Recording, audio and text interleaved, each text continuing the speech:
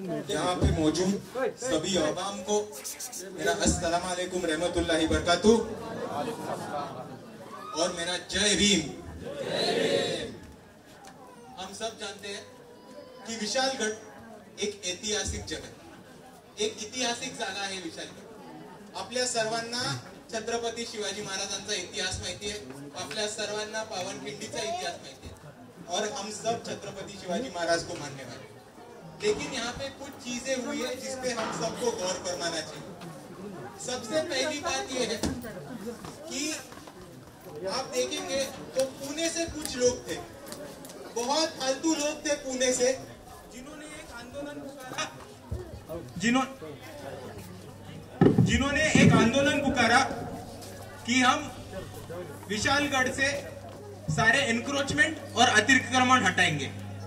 विशालगढ़ की लोगों की, इस तालुका के लोगों की और खास करके आजू बाजू की गांवों के जो लोगों की, उनकी मांग बिल्कुल नहीं थी एनक्रोचमेंट हटाने की, अतिक्रमण हटाने की। पुणे के लोग आके बोले कि विशालगढ़ से एनक्रोचमेंट हटना चाहिए। अभी आप गौर फरमाओ, पुणे जिले में 5 गढ़ आते हैं। लोहागढ़ आता है, तोरणा आता है, सिंहगढ़ आता है, पुरंदर आता है और राजमाची आता है।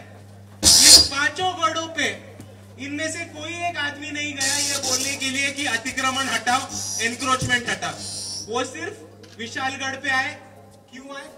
क्योंकि उनको पता था यहाँ पे बहुत बड़ी आवाम में, यहाँ पे मुसलमान समाज रहता है और उनको पता था कि यहाँ पे रहमान मलिक का दरगाह है और इसीलिए ये वो मांग लेके आए कि यहाँ पे एनक्रोचमेंट हटाना चाहिए। अब और एक चीज पे गौर फरमाओ, आप महाराष्ट्र में कौन सी भी पर्यटक स्थल में जाओ, कौन सी भी ऐतिहासिक जगह पे जाओ, आपको दिखेगा कि वहां पे ऐसे बहुत सारे लोग हैं जो वो गढ़ पे, जो वो ऐतिहासिक स्थल पे काम करते हैं। आप तोरणा जाओ, प्रतापगढ़ जाओ, दीक्षा भूमि में जाओ, चैत्य भूमि जाओ, पनालगढ़ जाओ, सिंहगढ़ जाओ, या आप किसी भी और पर्यटन स्थल में जाओ, आप देखोगे कि वहां पे दवाई वाले, मलम पट्टी करने वाले, फर्स्ट एड करने वाले लोग रहते हैं। उसी तरह से वहां पे छोटी मोटी दुकानें चलाते हैं, जो चद्दर बेचते हैं, शिवाजी महाराज की मूर्तियां बेचते हैं, अलग अलग चीजें बेचकर अपना पेट गुजारा करते हैं। वहां आप देखेंगे तो चाय कॉफी के स्टॉल रहते हैं, वहां पे ताक, नींबू पानी, मट्ठा के स्टॉल रहते हैं। और उसी तरह हमारे गढ़ किलों पे ऐसे बहुत सारे इतिहासकार रहते हैं, टूरिस्ट गाइड रहते हैं, जो आके लोगों को छत्रपति शिवाजी महाराज का इतिहास बताते हैं। अभी यही वो छत्रपति शिवाजी महाराज के मावले हैं जो इन गढ़ों पे काम करते हैं, इन गढ़ों की देखभाल करते हैं और उसी गढ़ की देखभाल करते करते अपनी पेट का भी गुजारा करते हैं। और यहाँ पे कहीं पे भी इनको इलीगल नहीं बोला गया है, इनको एनक्रोचमेंट नहीं बोला गया है और इनको कहाँ पे भी अतिक्रमण नहीं बोला गया। और वो सिर्फ विशालगढ़ पे हुआ। क्यों हुआ?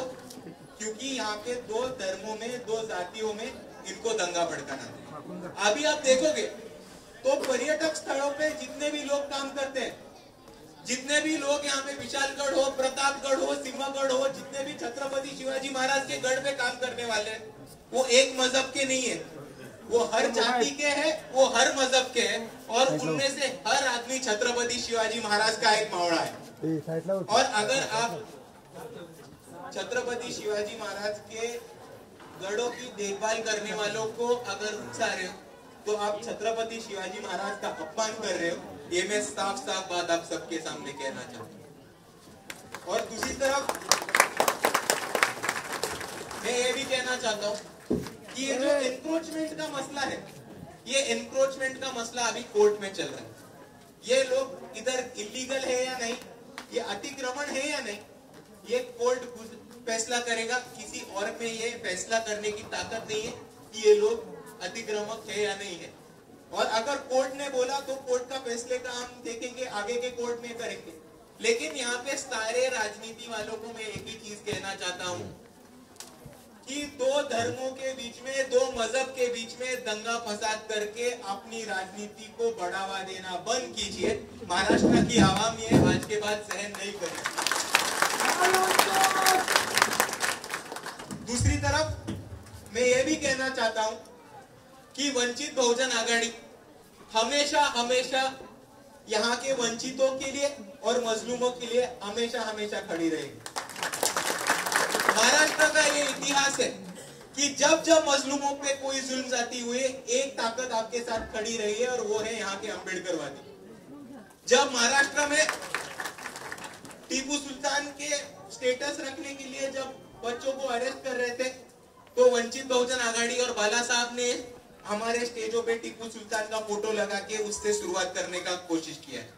जब यहाँ के बच्चों को औरंगजेब के स्टेटस रखने के लिए अरेस्ट किया जा रहा था, तभी बाला साहब अम्बेडकर उनके मजार पे जाके आए और बोले कि ये बच्चे तो सिर्फ स्टेटस रखते, तुम्हें दम है तो मेरे को अरेस्ट करके दिखाओ।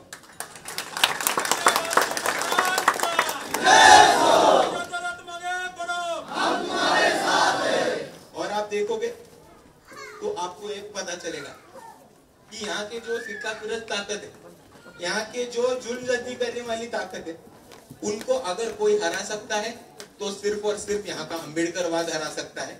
और अगर यहाँ के सभी मजलूम एकजुट हो जाते हैं, अगर यहाँ पे सभी मुसलमान छत्रपति शिवाजी के मावड़े और बाबा साहब के भीम सैनिक अगर एक होके काम करने लगे, तो ये दंगा फसाद करने वाले हमारा कुछ नहीं उखाड़ सकते। ये बात आप ध्यान रखिए।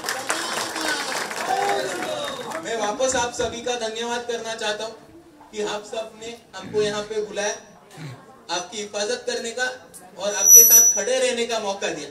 और मैं आप सब से यही वादा करना चाहता हूँ कि आगे के समय में जब जब यहाँ पे जुल्म और जाति करने वाली ताकतें खड़ी रहेंगी, तो आपके साथ कंधे से कंधा लगा के खड़े रहने का काम हमारा होगा।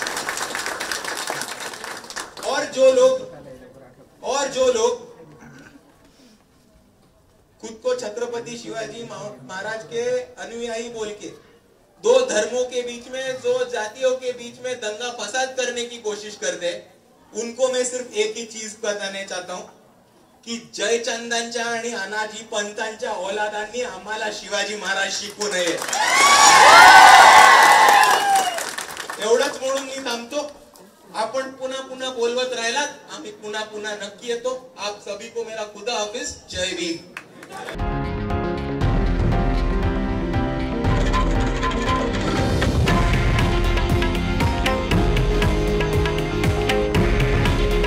हे आहे देशातील नंबर 1 न्यूज नेटवर्क आणि आपण पाहत आहात TV9 मराठी। काळजी तुमची, हित महाराष्ट्राचं।